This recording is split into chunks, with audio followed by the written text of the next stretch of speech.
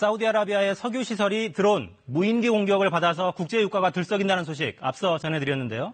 이번엔 공격 수단인 드론에 주목해 보겠습니다. 작고 값싼 드론이 가난한 자들의 스트레스 폭격기 역할을 하게 되는 건 아닌지 우려가 커지고 있습니다. 이윤희 기자가 보도합니다. 최대 산유국 사우디아라비아의 석유 생산 시설이 반군의 공격을 받아 큰 피해를 입었습니다.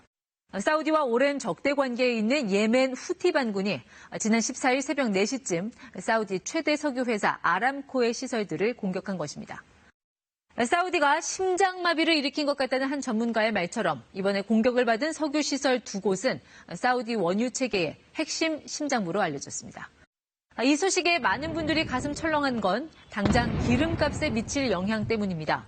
사우디는 세계 원유 공급량의 10%를 생산하며 전 세계 기름통의 젖줄 역할을 하고 있습니다. 우리가 가장 많이 석유를 사오는 나라 역시 사우디인데 이번 공격으로 핵심 시설 가동이 중단되면서 사우디의 석유 생산량이 많게는 절반까지도 줄어들 수 있다는 전망이 나옵니다. 생산량이 줄면 당연히 가격은 오를 텐데요. 앞서 전해드린 대로 오늘 국제 유가 시장 크게 출렁이고 있습니다. 장 초반부터 급등세로 출발해 오전 한때 20% 가까이 치솟기도 했습니다. 네, 보신 것처럼 사우디 석유 시설의 심장부를 정밀 타격한 건 미사일이 아닌 공중에 띄운 무인기, 드론이었습니다.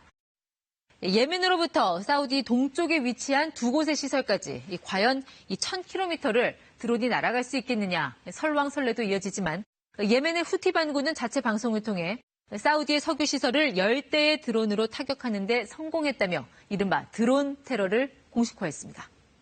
نفذ سلاح الجو المسير عملية هجومية واسعة ب10 طائرات مسيرة استهدفت مصفاتي بقيق وخريص. 이들의 주장이 맞다면 1000km 가까이 되는 사우디 영공이 예멘 반군이 올린 드론에 속수무책으로 뚫린 셈입니다. 때문에 이번 사건으로 사우디는 원유 시장뿐 아니라 군사 전략적 측면에서도 빨간불이 켜졌다는 지적이 나오고 있습니다. 자, 드론. 이 원격 조종으로 움직이는 무인 비행체를 뜻하죠. 비행할 때 벌에 윙윙거리는 소리와 비슷하다 해서 붙여진 이름입니다. 1920년대 첫 선을 보인 드론은 우리 생활 전 영역으로 활용도를 넓혀가고 있습니다. 일기예보는 물론 지진 현장에서 인명 구조와 수색, 또 화재 진압에도 드론이 투입되고 있습니다. 이 아마존의 프라임 에어 같은 드론 택배 서비스는 유통업의 지도를 바꿀 전망이고요. 많이들 보셨겠습니다만 얼마 전 개봉한 영화 엑시트에서는 대규모 드론이 고립된 주인공들을 세상과 이어주는 유일한 끈으로의 역할을 했습니다. 이처럼 착한 드론의 무궁무진한 활약상에 대한 전망과 달리 이번 사건에서 보듯 테러나 범죄 등에 악용되는 사례도 속출하고 있습니다. 지난해였죠. 니콜라스 마두로 베네수엘라 대통령 공개 연설 도중 드론 공격을 받았습니다. 당시 드론에는 C4라 불리는 폭발물 1kg이 실려 있었습니다. 자, 몇 해 전 미국 백악관 건물에는 드론이 충돌해 한때 테러 가능성이 제기됐었고 일본 총리 관저에는 방사성 물질이 함유된 드론이 떨어지기도 했습니다. 드론에 매달려 낚시를 하거나 피아노를 치는 등 국제 뉴스에 가십 정도로 소개됐던 드론이 테러 소식의 주역으로 등장하기 시작한 겁니다.